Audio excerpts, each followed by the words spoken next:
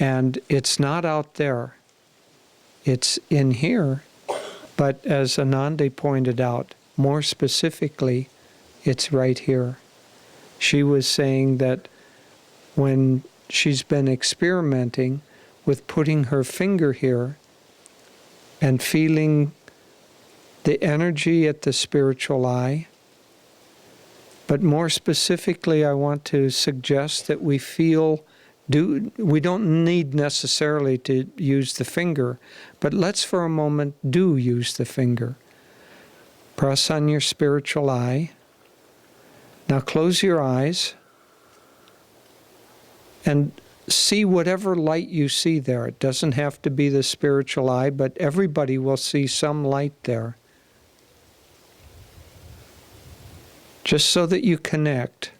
And now, feel the presence of joy there. Someone described joy as happiness without a reason or without a cause. It's beyond that, but that's a good place to start. Feel just a sense of relaxed happiness or joy at that point. Now put your finger down, but continue to feel that. Okay, could everybody feel that? Maybe not terribly strongly, but I think everybody some response. Now, that's a very, very simple practice. I mean, it took us, 15 seconds, 20 seconds to do that? But it is where you will find the God-shaped hole to fill whatever you're wanting. Anandamoy Ma said that joy is the natural food of the mind, and we will always be hungry until we find that joy. And so as Devi said, that restlessness, trying to stop the restlessness, again in the Gita, it said, is like trying to stop the wind. And so trying to stop the fluttering of these beautiful curtains on the altar is like trying to stop the mind. All of you, just for a moment, stop them. Did it work? All of you, for a moment, stop your thoughts. Did it work? No, there's always that restlessness. And so, in the Gita, it says, the mind is harder to control than the wind.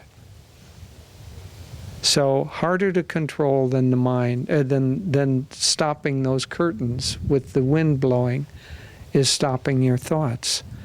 But Master interpreted that as having a profound reason for Krishna saying that. He said that the wind represents the breath. The breath and the prana are tied together. And when you work on the prana, when you work on that aspect, it calms the wind and the curtains stop fluttering. When you work on your own prana, it calms the mind and the restless thoughts. If they don't stop, they at least settle down. Now, how do we work on the prana? I mean, all of our meditation practices do that to a certain extent, but specifically the movement of prana is tied to the wind, to the breath, to the air coming in and out, the movement of energy up and down in the outer channels, the ira and the pingala in the spine. And so if we want to calm that down, we need to withdraw the energy from that. Even a little bit of this practice will free you from dire fears and colossal sufferings. Even a little bit of interiorization will help change your life. And I just, along with Anandi and along with all the other speakers, from the grace of the Masters, gave you the key, the 15-second technique to do that. You can do it at any time, in any place. All you have to do is bring your energy to the point between the eyebrows. Try to see light there and feel joy. Now, Davy said a challenge to push through 5 minutes more in meditation. I would like to suggest for all of us together that let's experiment for 1 year, maybe until next Spiritual Renewal Week, but let's carry on an experiment where in our meditation, for at least the last 5 minutes, or close to the end, close to the last 5 minutes, we just relax and try to feel joy at this spot. And then, periodically during the day, we try to stop for 15 seconds. You can use your finger if it helps. You can close your eyes, but just for 15 seconds, stop and try to feel joy at the point between the eyebrows. Now, this is a very, very simple suggestion, but is it important? Master said that this, I'm going to slow down so that you hear this, this is the fastest way for spiritual progress. Faster than Kriya, faster than meditation, faster than anything else, to keep your mind continually at the point between the eyebrows. Well, continually is a big step, but 15 seconds, you can do that. I can do that. 5 minutes at the end of meditation, you can do that. I can do that. It's very, very simple, but it will have a profound effect on our happiness. And then once we begin to learn to do this, it isn't hard to do. The only thing hard is to remember to do it. So there was a wonderful Christian saint, Frank Laubach, and he wrote a book called The Experiment of Minutes, or Game of Minutes. And he said he challenged people for one time each minute, just even for a second, to think of God. And he would challenge people when he would give a Sunday service. Let's say it lasted an hour. He would say at the beginning, I want you, during the time that I'm speaking, to remember God for at least 1 second each minute. And then at the end, he would ask for a show of hands. How many accomplished it every minute while I was speaking? And a few hands would go up. How many accomplished it some of the time? And a few hands. How many forgot to do it at all? And a lot of hands would go up. So I'm going to speak for about 5 more minutes. Let's do the game of joy together for 5 minutes. At least once each minute for the rest of the time that I'm speaking, bring your mind to the point between the eyebrows and just feel reasonless happiness until you just touch that. That's all you need to do, just touch it.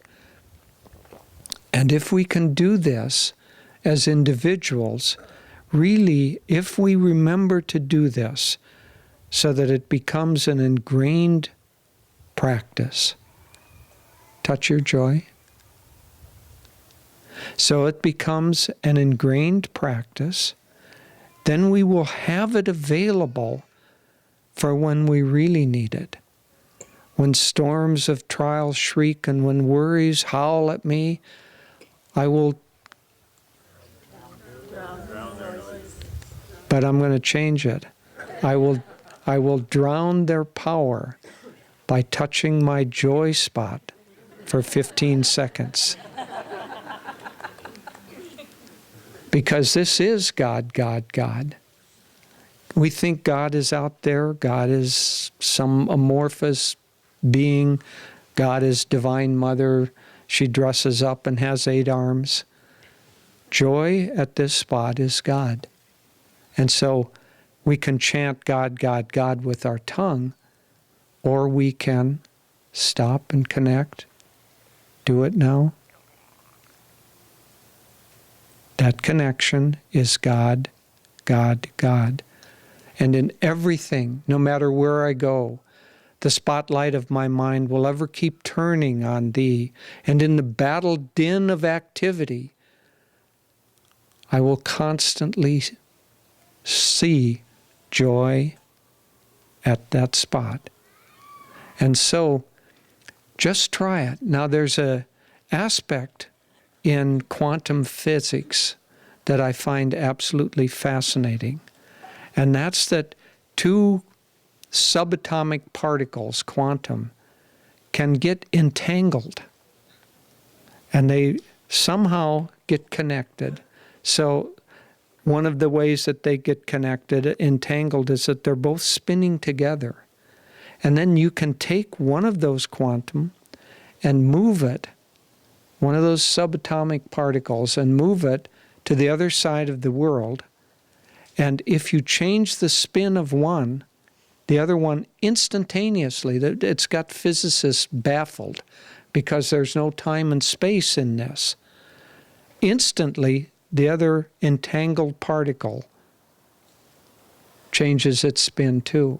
Now they're trying to get it out on the space station so they can see whether, how far this effect happens. I think it's infinite. We are all entangled by this week. We've all gotten the same spin during this week. And we're entangled not only with each other, but we're entangled with Master and these great gurus. And so if we stay connected to each other, if we share this practice of tuning in to our inner joy, our finding our God-shaped peace that fits that hole in our heart, finding the only food for the mind that will satisfy our hunger. If we can practice that individually and stay entangled, we'll help everybody else practice it too. So for this 1 year, I would like to issue the challenge to myself and to all of us that during every meditation toward the end, we connect with that joy, like bathing in the Ganges. It will cleanse our consciousness. And then periodically, however many times, at least once an hour, 2 or 3 times an hour while you're awake, that you touch back into that. That's like you bathe in the Ganges and then you take a little sip of the Ganges water, the purifying Ganges water, and you take a little sip of that and you keep that inner purity and inner upliftment going. Anyway, I would like to suggest that we all experiment with this for a year and then see what happens. I think if we do that, we will find profound changes in ourself and in our entangled group of Kriya Bandhs and Guru Bhais and devotees, and all of our other friends will begin, those little mirror neurons that Dr. Peter, they'll start vibrating and they'll start feeling the joy also. So let's experiment with that. And maybe next year at Spiritual Renewal Week, we can gather again and share the results of this spiritual scientific experiment. God bless us all.